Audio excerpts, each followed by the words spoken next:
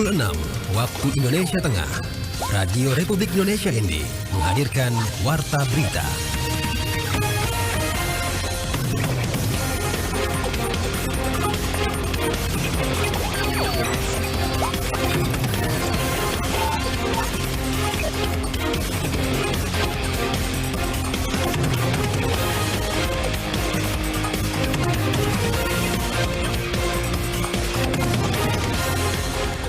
Selamat pagi saudara, Anda mendengarkan Warta Berita RRIND edisi Jumat 22 Maret 2024. Sari berita, harga telur ayam di ND terus mengalami kenaikan yang signifikan sejak memasuki bulan suci Ramadan.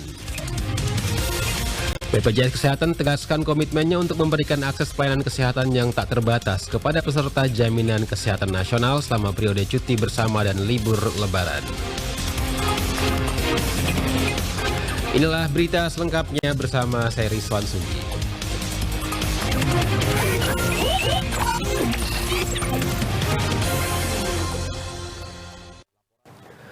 Kita awali berita pertama, harga telur ayam di ND terus mengalami kenaikan yang signifikan sejak memasuki bulan suci Ramadan. Selengkapnya Nikolaus Makumeli melaporkan. Berdasarkan pantauan RRI di salah satu tempat penjualan telur ayam di dalam kota ND, harga telur ayam belum menunjukkan kestabilannya hingga saat ini. Menurut keterangan yang diperoleh dari salah seorang pedagang, Ibu Koni, ia mengalami kesulitan dalam mendapatkan stok telur ayam.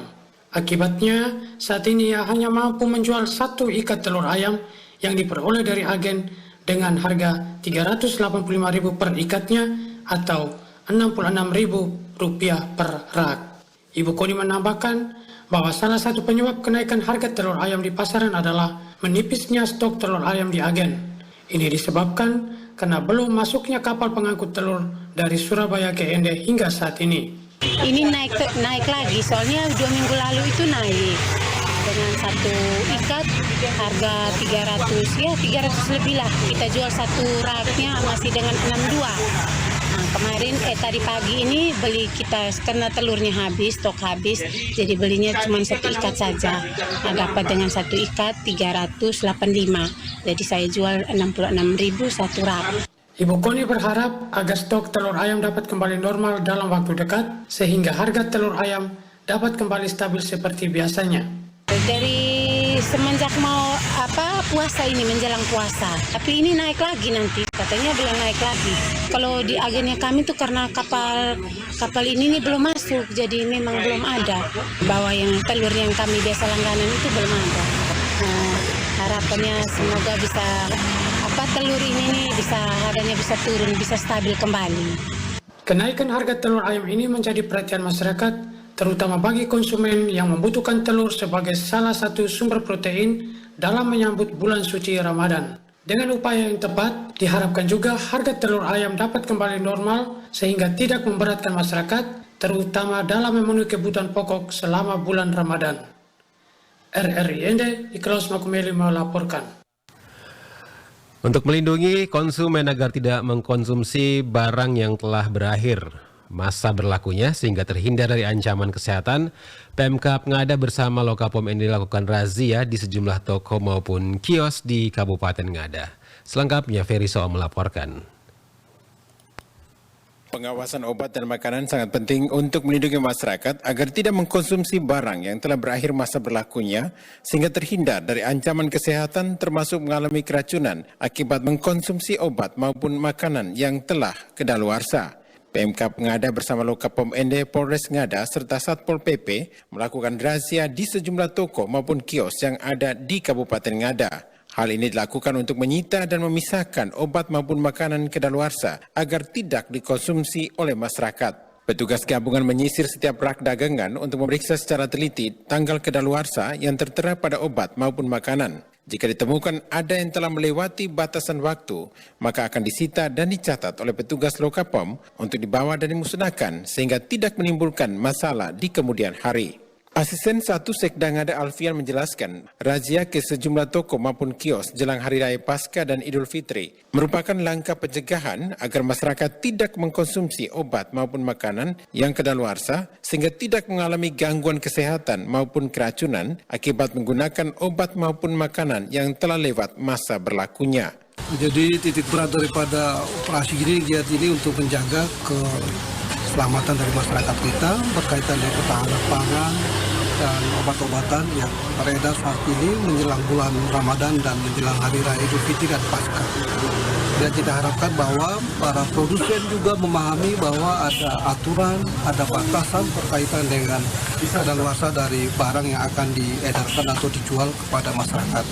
Alfian juga sangat berharap agar masyarakat lebih bijak dan lebih berhati-hati sebelum membeli produk obat maupun makanan dengan memperhatikan tanggal masa berlakunya sehingga tidak terjadi masalah yang ditimbulkan akibat lalai dalam memeriksa batas penggunaan produk apapun.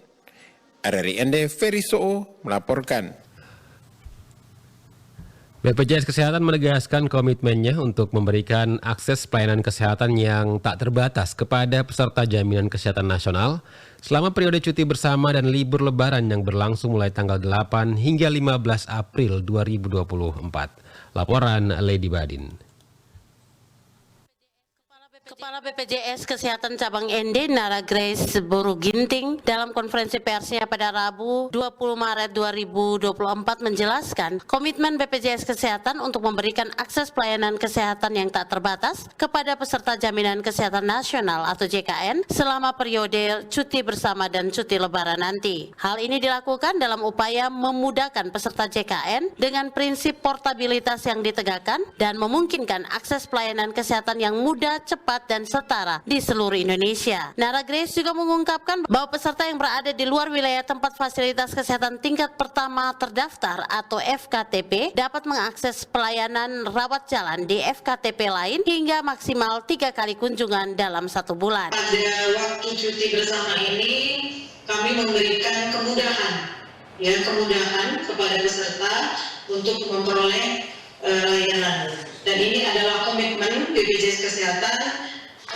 karena dalam BPJS Kesehatan itu ada kebijakan terkait dengan prinsip portabilitas yang artinya bahwa BPJS Kesehatan wajib memberikan jaminan kesehatan yang mudah, cepat, dan setara di seluruh wilayah Indonesia. Peserta bisa mengakses dimanapun mereka berada. Jadi untuk peserta yang berada di luar wilayah FKTP-nya terdaftar dapat mengakses pelayanan rawat jalan di FKTP lain paling banyak 3 kali kunjungan dalam waktu 1 bulan. Untuk pelayanan di tanggal cuti bersama ini di kantor BPJS Kesehatan kita membuka layanan. Nara Grace juga menjelaskan dalam upaya meningkatkan kualitas layanan, BPJS Kesehatan telah menerapkan janji layanan JKN di fasilitas kesehatan yang bekerja sama dengan mereka. Peserta JKN dapat mengakses layanan dengan menunjukkan nomor induk kependudukan atau NIK pada kartu tanda penduduk tanpa perlu fotokopi berkas dan tanpa biaya tambahan asalkan sesuai dengan prosedur. Terkait dengan kemudahan layanan di fasilitas kesehatan, nah ini ada janji layanan JKN, kita cukup dengan NIK, tidak perlu fotokopi, ya cukup ditunjukkan aslinya. Dan tentu ketika kita mendapatkan pelayanan di mana saja, sesuai dengan prosedur itu tidak ada iur biaya, tidak ada pembatasan hari rawat. Bila misalnya ada FKTP yang tidak beroperasi ataupun tutup, maka kita bisa mengakses yang buka, artinya kita bebas ya kemana FKTP yang kita datangi, ya tidak ada harus di wilayah ini, tidak ada, ya kita bebas mana yang buka itu yang kita datangi untuk FKTP, begitu juga rumah sakit. Nara Grace juga menegaskan pentingnya memastikan keaktifan kepesertaan JKN untuk menghindari kendala saat mengakses layanan kesehatan nanti. RRI ND Lady Badin melaporkan. Anda masih mendengarkan Pro 1 RRI ND, kanal informasi dan inspirasi.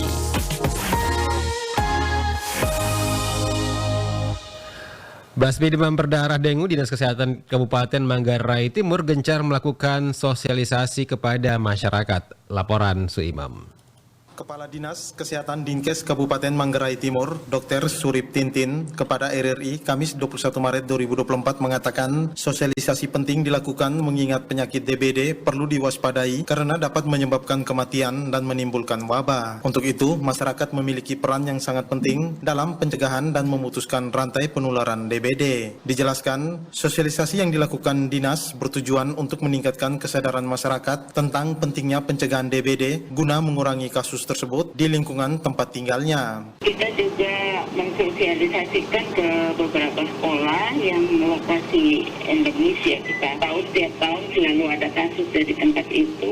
Sekolah terdekat, terutama yang SD itu beberapa murid kita pilih untuk pemantauan jentik. Jadi mereka adik-adik itu lebih semangat untuk melakukan kegiatan memantau jentik di masyarakat, turun di dekat-dekat dengan lokasi sekolah mereka. Memang tidak seluruh wilayah Manggarai Timur, karena kasus-kasus DBD ini dari sekian tahun yang kita amati, hampir semuanya berada di lokasi kecamatan yang memang di daerah pantai, tinggiannya kurang dari 400 meter di atas permukaan laut. Jadi memang kita fokuskan untuk sosialisasi dan PSN-nya itu di lokasi-lokasi yang memang sering terjadi. Ia melanjutkan, dengan sosialisasi, masyarakat akan memahami mengenai cara-cara mencegah DBD, seperti mencegah kebersihan lingkungan, menghilangkan tempat perindukan nyamuk, menggunakan kelambu saat tidur, dan pentingnya pemberantasan sarang nyamuk. Ditambahkan, untuk tahun ini sejak Januari hingga pertengahan Maret, tercatat wabah demam berdarah di Kabupaten Manggarai Timur cukup meningkat dengan jumlahnya mencapai 15 kasus, yang mana dari jumlah tersebut, pada awal Maret 1 orang dinyatakan meninggal dunia. Dinas Kesehatan Kabupaten ND mendapatkan penghargaan dari Lembaga Ombudsman dengan RI dengan predikat kepatuhan standar pelayanan publik tahun 2023 dengan opini kualitas tinggi zona hijau. Selain Dinas Kesehatan, 2 fasilitas kesehatan yakni Puskesmas Kota dan Puskesmas Kota Ratu juga menerima piagam penghargaan. Laporan Veranda Garus.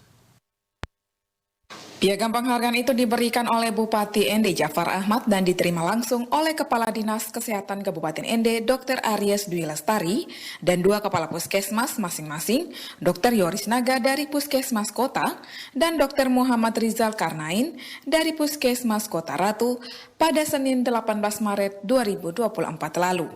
Pada RRI dalam wawancara pagi, Kepala Puskesmas Kota, Dr. Yoris Naga mengatakan, untuk dapat meraih penghargaan tersebut, Puskesmas Kota harus melewati beberapa tahap penilaian dengan berbagai kriteria. Salah satunya terkait pelayanan yang diberikan. Ini Ombudsman memberikan kami waktu untuk membenah pelayanan publik yang ada di Puskesmas maupun di OPD-OPD terkait yang dinilai. Jadi kami diberi waktu, kemudian banyak hal atau penilaian yang diberikan oleh Ombudsman menjadikan standar untuk pelayanan publik di Puskesmas. Tentu berkaitan dengan standar pelayanan, kemudian kepatuhan dari alur pelayanan, kemudian waktu pelayanan, kemudian juga dengan biaya tarif yang diberikan kepada pengguna pelayanan publik itu sendiri, dan terakhir juga bagaimana pelayanan itu diberikan kepada yang ramah kepada kaum-kaum marginal atau kaum rentan seperti kaum difabel, ibu hamil maupun bayi balita dan anak-anak. Lanjut dia, penghargaan yang diterima dari Ombudsman Republik Indonesia tidak terlepas dari inovasi dan kerja nyata yang dilakukan selama ini oleh jajaran pihaknya.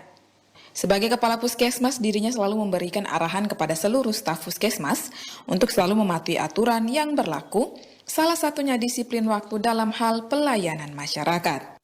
Kemudian pelayanan itu diberikan tidak membeda-bedakan orang yang datang. Jadi kemudian pejabat ataupun orang-orang besar yang datang ke Puskesmas didahului. Itu yang kita tidak buat seperti itu. Semua masyarakat atau pasien yang datang kami layani sesuai dengan nomor. Kemudian pelayanan yang kami berikan itu pelayanan yang sesuai dengan standar.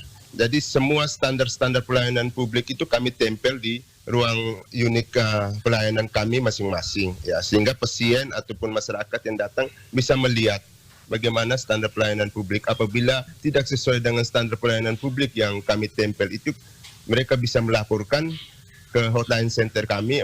Sebelumnya, Ombudsman Republik Indonesia melakukan penilaian kepada beberapa OPD yang ada, diantaranya selain Dinas Kesehatan, dan 2 puskesmas juga Dinas Penanaman Modal dan Pelayanan Terpadu 1 Pintu. Selain itu juga Dinas Sosial, Dinas Kependudukan, dan Pencatatan Sipil, dan Dinas Pendidikan. Namun yang masuk 3 zona hijau, yakni Dinas Kesehatan dan Puskesmas Kota Ende dan Puskesmas Kota Ratu. Yang lain belum berhasil meraih zona hijau. RRI Ende, Veranda Garus melaporkan. Dinas Pertanian Kabupaten Ende mencatat sejumlah wilayah sentra produksi pangan di wilayah Kabupaten Ende saat ini sudah ada penambahan area lahan tambah tanam atau LTT seluas 350 hektar. Laporan Rovinus Pula. Hal ini disampaikan PLT Kepala Dinas Pertanian Kabupaten Ende Gadir Dean ketika dikonfirmasi RRI di ruang kerjanya di Ende. Gadir Dean mengatakan dengan adanya penambahan luas lahan tambah tanam menjadi berkat buat masyarakat Kabupaten Ende karena selama ini kemarau panjang sehingga para petani belum bisa tanam dan saat ini memasuki musim hujan para petani sudah mulai menanam. Kemudian ada penambahan luas area tanam di wilayah-wilayah sentra produksi dan penambahan tersebut seluas 350 hektar. Gadir menjelaskan penambahan luas area tanam selain di wilayah sentra produksi juga menyebar di semua wilayah kecamatan minus kecamatan wilayah kota karena hampir semua wilayah kecamatan di Kabupaten Ende ada daerah persawahan baik itu sawah tada hujan maupun sawah irigasi seperti di Mautenda wilayah kecamatan Bavaria. Sekarang ini belum ada laporan, hanya sekarang kita penambahan luas lahan. Dengan adanya membabarkan buat kita khususnya Kota Ende selama ini kan kering sehingga petani kita belum bisa tanam. Sekarang sudah tanam, penambahan luas area itu kurang lebih 350 hektar sekarang penambahan itu di sentra produksi. Produksi itu tapi hampir semua merata kecuali daerah kota. Gadir mengatakan saat ini sudah ada tim yang turun ke lapangan bersama petugas dari Kementerian Pertanian untuk melakukan identifikasi dan CPLC, kemudian akan dibantu pompa untuk daerah-daerah sentra produksi. Dengan adanya bantuan pomponisasi dari Kementerian Pertanian diharapkan ke depan para petani dapat melakukan penanaman 2-3 kali dalam setahun. RRI Ender Finus Pula melaporkan. Berita terakhir menjadi satu-satunya kabupaten kota di Provinsi NTT yang terpilih mendapatkan program menuju kota cerdas Smart City. Pemerintah Kabupaten Flores Timur saat ini terus melakukan berbagai persiapan. Laporan Rosada 5. Untuk tahap awal, intervensi dari pemerintah pusat melalui Kementerian Kominfo itu. Kepala Dinas Komunikasi dan Informatika Kabupaten Flores Timur, Hieronymus Lamawuran menjelaskan, untuk tahap awal Kementerian Kominfo akan menyiapkan narasumber, tim ahli dalam membentuk Master Plan Smart City untuk Kabupaten Flores Timur tahun 2024. Sementara itu, Dinas Kominfo bersama para pihak terkait akan mempersiapkan tempat peserta untuk mengadakan sosialisasi. Kemungkinan tahun depan akan disiapkan infrastrukturnya. Sedangkan kami di tingkat Pemda dalam hal ini Kementerian, dalam hal ini Dinas Kominfo dengan instansi terkait menyiapkan peserta, menyiapkan tempat, kemudian menyiapkan waktu untuk mengadakan sosialisasi dengan bimbingan teknis penyusunan Master Plan Smart City. Tahap awal seperti itu. Kemungkinan di tahun depan itu nanti dari infrastrukturnya yang mendukung program Smart City ini.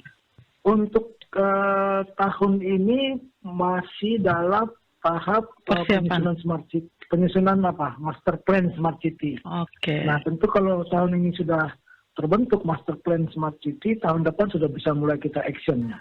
Dijelaskan Heri Lamawuran pada tahun 2023 lalu, Kabupaten Flores Timur mendapat kesempatan dan diundang mengikuti penilaian.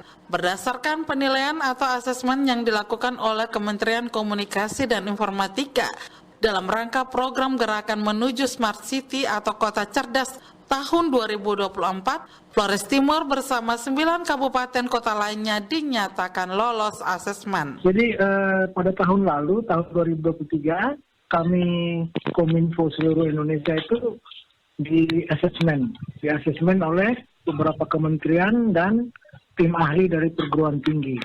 Hasil asesmen itu kemarin di awal bulan Maret, itu kami di Flores Timur, Kabupaten Flores Timur ditetapkan untuk juga masuk di dalam program Smart City.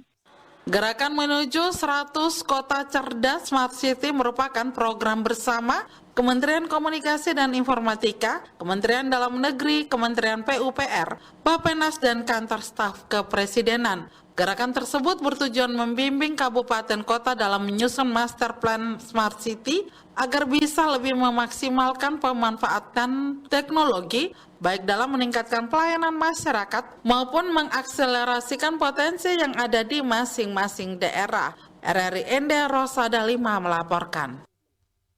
Sekian warta berita produksi RRI ND pagi ini. Saya Rizwan Sumbi mewakili kerabat kerja yang bertugas. Selamat pagi.